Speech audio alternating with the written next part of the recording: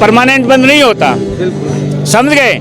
राजनीति में संभावनाओं का खेल होता है, उसमें दरवाजे हरदम बंद रहते हैं और आवश्यकता के अनुसार जब भी चाहे रात को 2 बजे भी खुल सकते हैं, वरना दिन को दोपहर में भी बंद रहते हैं। क्यों ठगा महसूस करेगा? जो कुछ कर रहे हैं बिहार के लिए तो कर रहे हैं ना भाई। नहीं, नीतीश कुमार जी से बड़ा चेहरा बिहार में एनडीए ने किसी भी पार्टी में नहीं है। मेरा जात भाई रहना चाहिए मंत्री में। मेरा जात भाई जो है ना, मेरा चोरी किया तो क्या किया, मेरा भाई किया, मेरा जात का आदमी किया। इससे ऊपर उठिए, पहले देश के लिए वोटिंग करो, बिहार के लिए वोटिंग करो, जातिवाद से ऊपर उठो मेरे भाई। कहाँ गरीब का पड़ा हुआ।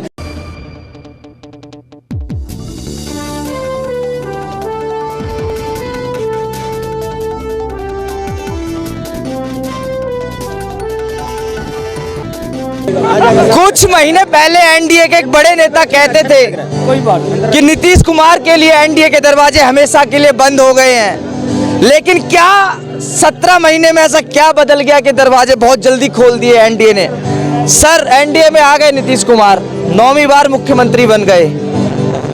एक जहां मंच पे खड़े होकर अमित शाह जी ने कहा था कि एनडीए के दरवाजे हमेशा के लिए बंद हो गए। क्या जल्दबाजी थी या अपने आप को कमजोर महसूस कर रही थी एनडीए बिहार में, जो शामिल करना पड़ गया? फोटो खींचो भाई, 1 मिनट।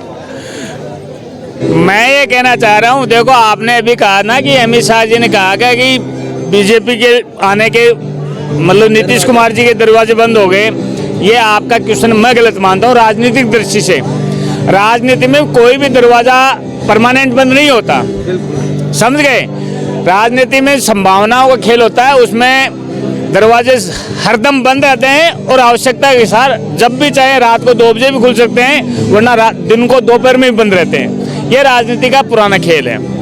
अब क्योंकि उन्होंने ईडी गठबंधन का संयोजक बने हो, देखो नीतीश कुमार जी के राजनीतिक जीवन पे कोई प्रश्नवाची नहीं उठा सकते आप।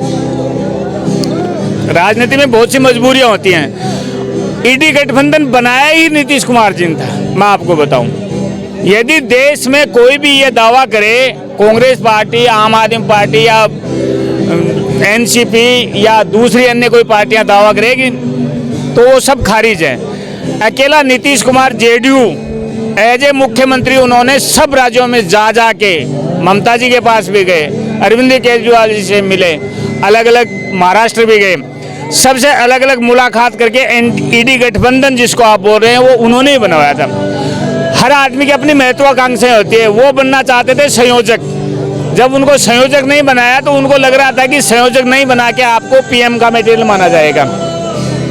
अब जब उनको पीएम भी नहीं घोषित किया और उनको संयोजक भी नहीं बनाया तो लालू यादव जी उनको कमजोर समझ लिया राजनीतिक दृष्टि से कि अब कमजोर है, तो इन्होंने उसको पुशअप करके प्रेशर में सरकार चलाने लग गए थे। ठीक है सर, आपने जो बात कही मैं सहमत हूँ, लेकिन एक बात समझ नहीं आई, 9वीं बार मुख्यमंत्री बन गए। क्या एनडीए में कोई ऐसा चेहरा नहीं था बिहार में कि वो मुख्यमंत्री बन जाता? अगर सहमति बनी तो एनडीए का भी मुख्यमंत्री बन सकता था, कोई बीजेपी का मुख्यमंत्री आ जाता। नहीं, नीतीश कुमार जी से बड़ा चेहरा बिहार में एनडीए ने किसी भी पार्टी में नहीं है। मैं ये आपको निर्वात तौर से कह सकता हूँ। क्यों कि राजनीति में सबसे बड़ी क्या होती है? सुचिता, भ्रष्टाचारी। ये दोनों ही नीतीश जी में सुचिता भी है और नीतीश जी भ्रष्टाचारी भी नहीं है। तो जिसको अपनी जनता की चिंता है उसको भले ही साल में 3 बार कोई जगह चेंज करनी पड़े। उन्होंने मुख्यमंत्री पद के लिए भी नहीं कहा कि मुझे बनाना है, समझो मेरी बात।